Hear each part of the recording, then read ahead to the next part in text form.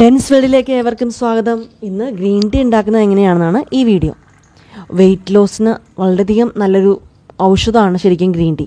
അതേപോലെ തന്നെ ക്യാൻസറിനെ പ്രതിരോധിക്കാനും ബ്രെയിൻ്റെ പവറൊക്കെ കൂട്ടാൻ വേണ്ടിയിട്ടും ആൻറ്റി ഓക്സിഡൻ്റൊക്കെ കുറേയധികം നിറഞ്ഞതാണ് ഒരു ഗ്രീൻ ടീ എന്ന് പറയുന്നത്. അപ്പോൾ ഈ ഗ്രീൻ ടീ ശരിയായ രീതിയിലല്ല ഉണ്ടാക്കുന്നതെങ്കിൽ ആ ഗുണങ്ങളൊന്നും കിട്ടത്തുമില്ല. അപ്പോൾ എങ്ങനെയാണ് പ്രോപ്പറായ രീതിയിൽ ഗ്രീൻ ടീ ഉണ്ടാക്കുന്നത് നോക്കാം. അതിനായിട്ട് ഒരു പാത്രം എടുത്ത് വെച്ചിട്ടുണ്ട്. അതിലേക്ക് 3 ഗ്ലാസ് വെള്ളം ഒഴിച്ചിട്ടുണ്ട്. ഇനി നമുക്കിത് നന്നായിട്ട് ചൂടാക്കണം, എന്നാൽ വെട്ടി തിളപ്പിക്കണം.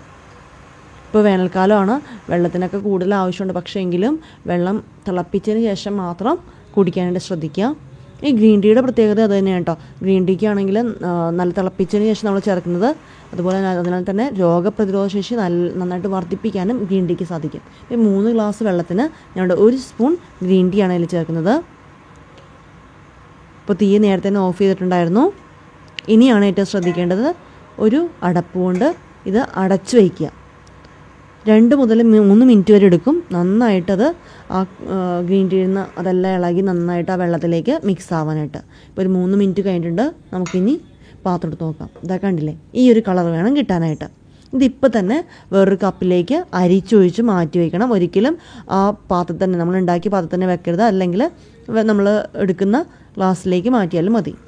ഇനി ഇതേ ചൂടോടെ കഴിക്കരുത്. എപ്പോഴും ഒരു ഇളം ചൂടുവെള്ളത്തിൽ വേണം, ഇളം ചൂടായിട്ട് വേണം കഴിക്കാനായിട്ട്. അതിലേക്ക് പഞ്ചസാര ഒന്നും ചേർക്കേണ്ട കാര്യമില്ല.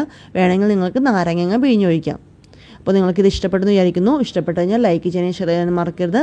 Thank you for watching.